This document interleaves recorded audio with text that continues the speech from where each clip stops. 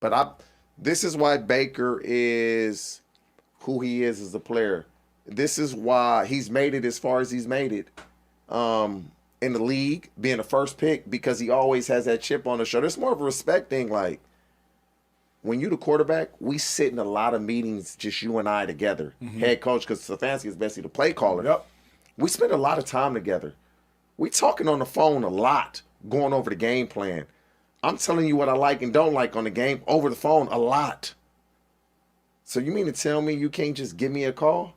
And that bothered him because he would have never tweeted that had that not been bothering him. It still was bothering him. And it's been years now. And so I don't mind it because this how you feel. Say how you feel. Baker also, if we're being honest, he has what, Napoleon syndrome? Nah, Baker Mayfield, I think he has if you disrespect me syndrome. I'm gonna let you know. He has a super duper chip on his shoulder. Here's why I say Napoleon, because Baker takes everything as disrespect. See if you can pull up what Baker said about Steve Wilks.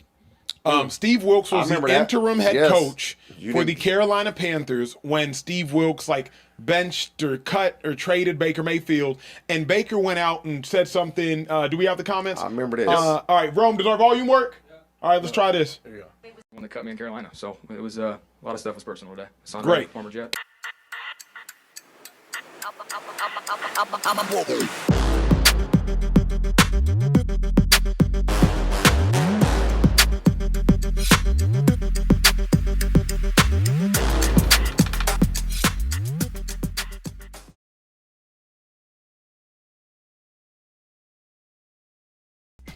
Hello and welcome to Sports Spin, where we take a sports story and we spin it. I'm Sun-EB7, and thank you for joining.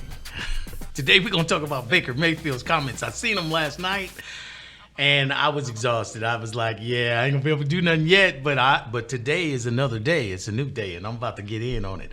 Now, you saw what happened, what they said up at SPEAKEASY. Now, shout out to them for always giving you something to answer to. I think I like the format that I'm doing because I'm able to respond in a almost three-dimensional. I'm actually responding to what happened with Baker Mayfield, but I'm also playing off of how they took it. And I actually like the format, so I'll do it as long as I need to. Until then, let's get back to Baker, okay? So this is the thing. They talking about Baker Mayfield. Does he have a chip on his shoulder? Baker Mayfield was born with a chip on his shoulder. Look, there are certain guys that will not be denied. You can deny them all you want, but they won't be denied. They find a way to get it done. They find a way. I think a lot of these things, when you look at Baker Mayfield and see how his human perspective, his human personality, this is not what's normal to people. So they don't like it. People don't like what's different and what they don't understand. Baker Mayfield is different. He's got a chip on his shoulder, and he's more like I'll get the guy's name, the kicker that has the show, and I'll get his name in just a second. Matter of fact, I'll get it now. Pat McAfee. Pat McAfee. Baker and Pat McAfee are similar. If you look at it, they're similar. They got a chip on their shoulder, and I know Pat McAfee was a kicker. But how many kickers you know would come on the sideline and give you, chase you to the sideline? I'm talking about the returner. Chase him to the sideline and pop him like he playing on defense. And then throw some swag out there and brag about it. Yeah, kickers don't do that. Kickers are like, they go to the library. Pat McAfee wasn't that type of kicker. He was different. And what happened? Everybody appreciated him just like they appreciate him now. His show is huge. Right? He has personality. He has bravado. He has things that you need if you're going to be out here rolling with the big dogs. So Baker Mayfield has that. And Baker Mayfield is no stranger to the media building him up to tear him down. We all know the game. It happens all the time. And Baker had it happen first in Oklahoma, where he's got a battle with 2-3 other quarterbacks trying to get the starting job. He's showing them, I'm the best. I'm your best option. That was his attitude. Then he gets in, and he has to face Ohio State. And he had already lost the game before he ever played it. The media, everybody had Oklahoma getting blown out by Ohio State. And then he went in there and kicked their you-know-what, right? And planted the flag in the middle of the field. who's doing stuff like that. That pisses people off, not just the players, but you got Ohio media that's pissed because he did that. He didn't care. He has the attitude that a lot of great ones have. You don't know me, but you will. And now you know who Baker Mayfield is. So I got some other things to say about this where there's a lot of times people take a dig at him, but the one thing that pisses people off, they feel like they can control you. They feel like they can tell you when you're done, when you're retired, when you're washed up and all this other crap. And there's a lot of people that can play past that. And the people they like, they allow them to play past that. But the people they don't like, they kill him in the media so that teams can start to kill in his confidence, and then all of a sudden he's out when he wasn't done. There's a person that comes to mind about that, but I'll get to that. But the question I have now is, did Acho really just take a dig at Baker Mayfield, calling him Napoleon? Oh, that's out of bounds. That's completely out of bounds. First of all, if you know Napoleon, it was about power. It was about owning people. It was about having people praise him for something he didn't do. It was about being a person that don't have what the others have. I don't remember Baker ever doing that. Baker just showed you who he was and said he could do it. He's still in the league right now. I'm struggling to put him in a Napoleon sentence. I couldn't, but when I seen that, I was like, oh, did he just call him Napoleon? Because that's a whole different story. A chip on your... So you saying Napoleon had a chip on his shoulder? That's the craziest thing I've ever heard. Napoleon was, what's the word I want to use? He lacked. Napoleon, okay, nothing's wrong with Acho. We know what he's doing. It's all good. I still think the shit was out of bounds, but okay, we gonna give him that. I don't give him the Napoleon crap. There's no comparison there. However, that kid is still playing. He's in the league and he's still doing his thing.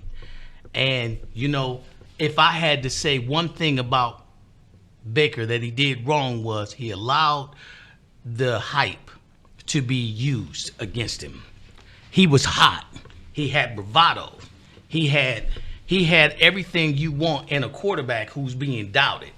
And so he came in with that. And what did they do? They used it against him. They had him making commercials every 5 minutes. And I said it back then and I said it today. If you are a quarterback in the league and you're doing commercials, you are going to fail. That's how they get you to fail. You start working on quarterbacks, start working on your lines, and you're going to fail. Go look back. Go look at how well Rodgers did after the commercials. I'm not saying Rodgers was bad. He's legendary. But I ain't talking about that. He won a Super Bowl before the commercials. He didn't win any after. He played some big games and he won some big games. He did great in his career. But I don't think it's a good idea to start doing commercials. Make them wait. Because once you're doing them commercials and you show up in them commercials, then every time you lose, that's what's going to be pointed at as your downfall. Maybe you should have been out there studying plays instead of studying your lines. That's the things that people are going to say. And quite frankly, they can say what they want. But the truth is, that is the truth. When you got to work for that instead of working at your craft and working at being the best you can be, it's going to take something away from it. I don't think there's no doubt in that. I don't think you can argue that. But that being said, when the media had him making all those commercials, as soon as things started to fall apart, they got him out of Cleveland. And Cleveland seems to be an expert city at sending people on their way instead of making them better, instead of building them up. There should be a LeBron statue outside in Cleveland right now, because that's the only championship they ever got in any sport. I'm just saying. Not that I know of. Cincinnati might have. I'd have to look it up. But my thing is this. I don't think they take the right approach when it comes to their stars, but that's neither here nor there. If there's no reason why Tampa should get him and he's playing at that level when you had him in Cleveland. And that's another thing. He played in Cleveland under who? Oh, Stefanski. And Stefanski got Coach of the Year. Oh, but he wasn't successful with him. And then he got a quarterback that was killing it down in Houston. and he won Coach of the Year. And what happened?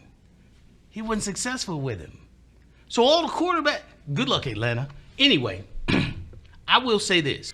Not many people saying much about Baker Mayfield's success now. They may not like what he says. I'm far from thinking that's Napoleon. I think that's just him telling it like it is. And you know who else tells it like it is? Hushmanzada.